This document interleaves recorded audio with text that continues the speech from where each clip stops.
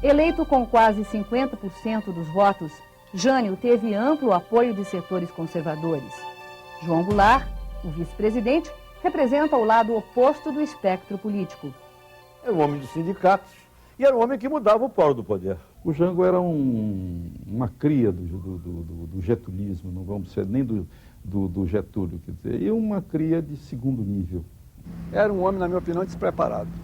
Quer dizer, o Jango queria seguir a política de um estadista chamado Getúlio Vargas, mas sem a competência devida. Foi uma figura que, de certa maneira, estava acuado à sua esquerda e esmagado à sua direita. Nosso homem no governo era o Jango, já era o Jango. A direita o achava fraco para enfrentar essa avalanche, segundo ela, a direita, do comunismo. No Rio, o governador Carlos Lacerda apreende jornais e persegue os que defendem Jango. Em Brasília, os ministros militares redigem um manifesto contra a sua posse. Houve uma reunião convocada pelo presidente Mazzilli, no seu gabinete, na qual estávamos todas as lideranças de todos os partidos e os 3 ministros militares. E nessa reunião ficou dito com todas as letras que era inaceitável a volta do presidente João Goulart. Então ficou claro que havia realmente um veto à posse do presidente João Goulart. Então começa o clima do que fazer. Já no Rio Grande do Sul, o governador Leonel Brizola, com apoio dos militares do Terceiro Exército, convoca o povo para sair às ruas e defender a legalidade da posse do vice-presidente. E através da Rádio Guaíba, ele iniciou um movimento de resistência e várias rádios do Rio Grande do Sul, depois do Brasil inteiro, entraram em cadeia e chamou a cadeia da legalidade. Um momento de grande emoção, aquilo fez ferver o coração do povo gaúcho. E no resto do país, os que tiveram a casualidade de ouvir também, nós dissemos, olha, esse golpe não vão dar por telefone, que é claramente o golpe. Não vão dar por telefone. Eles vão ter que dar esse golpe à bala. Agora, nós não vamos dar o primeiro tiro, mas o segundo será certo que é nosso. Nessa época eu era vereador do PTB em Caxias do Sul. E todos nós fizemos no Rio Grande do Sul um movimento preparando para uma luta armada, preparando para uma caminhada rumo ao Brasil. Quando eu digo que nós estivemos perto da Guerra Civil, porque era o general Machado, general Machado. Então, ele se formou junto com o Brizola. O Brizola era governador. Então, eles se prepararam para a luta. Fizeram uma revolução para garantir a posse de João Goulart. Isso conseguiu fazer, então, impedir que houvesse e o golpe fosse consumado. A solução para a crise sai do Congresso Nacional. Após negociarem com todas as forças políticas e militares, os parlamentares aprovam uma emenda constitucional que estabelece o parlamentarismo.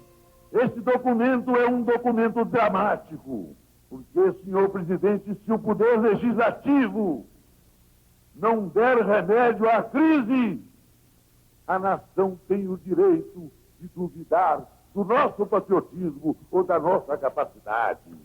E assim, teremos cooperado, por um lado, para dar à cultura política do nosso país um documento que não a desonre. E, por outro lado, de dar às Forças Armadas um modo digno, um modo elevado, um modo patriótico de acceder àquilo que o Congresso já considerou o inelutável pensamento e determinação da Constituição, que é a posse do presidente João Goulart. Naquela altura que nós queríamos uma solução. Nós não queremos um vácuo, nós queríamos uma solução, e aquela era uma solução. Meu ponto de vista era de que nós devíamos subir por terra com o Terceiro Exército, assumindo a solidariedade de outras forças militares pelo caminho, especialmente São Paulo, e a solidariedade civil, e assumir o governo por terra, e não aceitar o parlamentarismo. O presidente João Goulart me havia telefonado de Paris. Então diz o presidente de lá: Almir, eu estou disposto a fazer um governo de coalizão, em nome da ordem nacional, etc. Não chega a me opor à Constituição de um sistema parlamentarista. Não é o meu gosto. Mas se isto foi inevitável... E meu ponto de vista é que devia dissolver aquele Congresso, porque aquele Congresso cometeu crime, contra o ponto de vista do povo brasileiro, de rasgar e violar a Constituição. Eu era daqueles que aceitava a tese que se defendia de que o Congresso se aliou ao golpe e o parlamentarismo foi um golpe de Estado, que na verdade, o Jango assumia sem poder.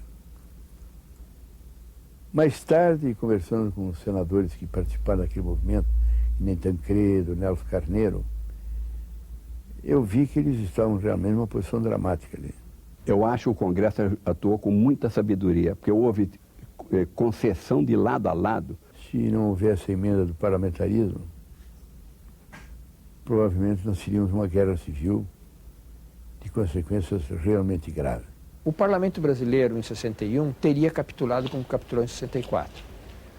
Se não houvesse a resistência do Brizola e a ameaça de uma espécie de guerra civil, digamos, acho que não haveria aquela solução da parte do...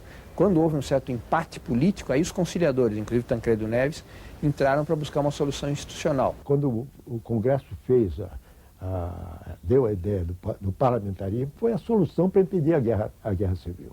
Do ponto de vista estritamente constitucional, eu considero que foi um golpe de Estado branco, porque ele se deu à revelia do que a Constituição estabelecia, para haver reformas profundas, como aquela que implicava a criação do sistema parlamentarista. O Almino contou para vocês um episódio dele com o Juscelino, na votação do parlamentarismo, que ele estava na liderança do PTB, né? Quando chegou o senador Juscelino Kubitschek. Entrou e disse: Almino, para eu conversar, porque eu preciso conversar com você, nós precisamos ser amigos há 30 anos. E precisaríamos ter 3 horas de conversa, mas eu tenho 10 minutos. Então eu vou direto ao assunto. Você precisa votar o parlamentarismo. Você precisa votar porque senão cai tudo, senão os militares entram, se não tem golpe, se não tem isso, se não tem aquilo. Foi convincentíssimo e falou, e falou, e falou. Daí chamaram pelo alto-falante. Senador Juscelino Kubitschek, tem chamado para votar, está chamando para votar. Ele saiu e disse: bom, eu vou ter que votar presencialismo, você entende, né? E saiu correndo. Somente no dia 7 de setembro de 61, 2 semanas após a renúncia de Jânio, João Goulart toma posse. Assumo a presidência da República, consciente dos graves deveres que me incumbem perante a nação. O clima era de uma grande emoção por conta de um golpe de Estado, porque foi um golpe de Estado que se deu no presidente João Goulart. Não há razão para ser pessimista diante de um povo que soube impor a sua vontade, vencendo todas as resistências para que não se maculasse a legalidade democrática. Quando o Jango chega à presidência, herda uma crise econômica que está em marcha e herda uma crise política que tornava a governabilidade difícil. O parlamentarismo só dura 1 ano e 4 meses. Em janeiro de 63, um plebiscito decide pela volta do presidencialismo. Você que sabe que o presidente da República tinha direitos adquiridos pela Constituição. Você que sabe que as regras do jogo foram mudadas depois da eleição. Você que está vendo que o parlamentarismo não funciona. Você que tem o direito de escolher o seu presidente e o seu governador. Você que não admite desrespeito à Constituição. Compareça dia 6 e marque não. Não, não. Parlamentarismo misto, em que Tancredo Neves era o primeiro-ministro, o Jango era o presidente, os atos só valiam com a assinatura de ambos, de modo que as coisas ficaram difíceis no Brasil. Ele tinha sido eleito e ele tinha se autodeterminado esse objetivo de repor as instituições para as quais o povo brasileiro havia tomado uma decisão. O povo fez a campanha da volta ao presidencialismo. Aí, o governo gastou muito dinheiro na campanha, fez músicas muito interessantes, o povo viveu esse problema.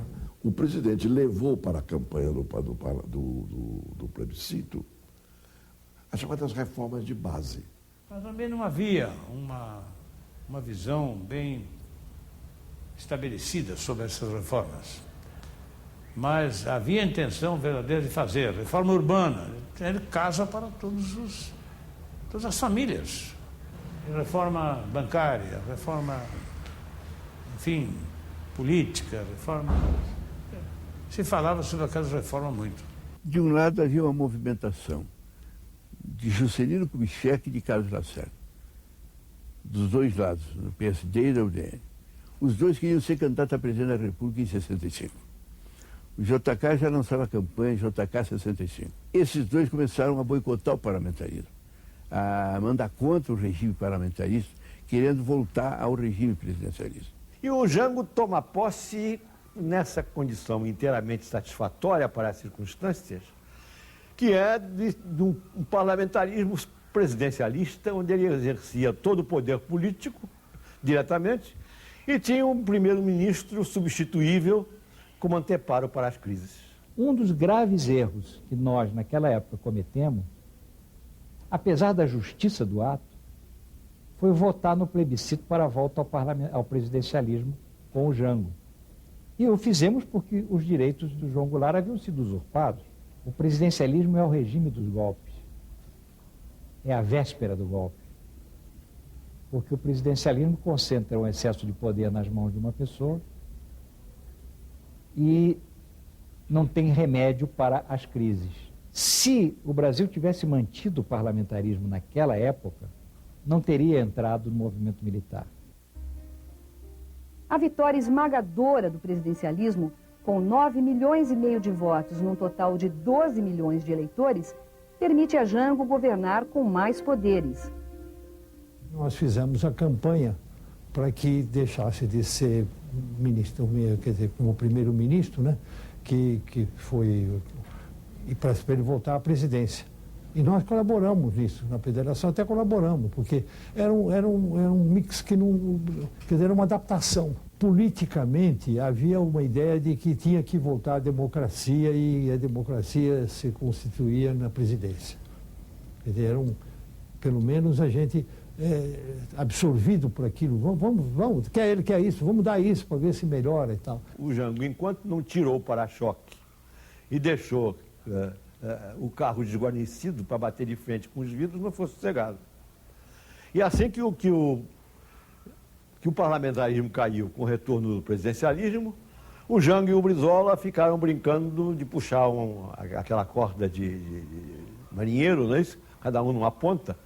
Só que essa corda era de elástico e arrebentou no meio. Uma ponta veio na testa de cada um.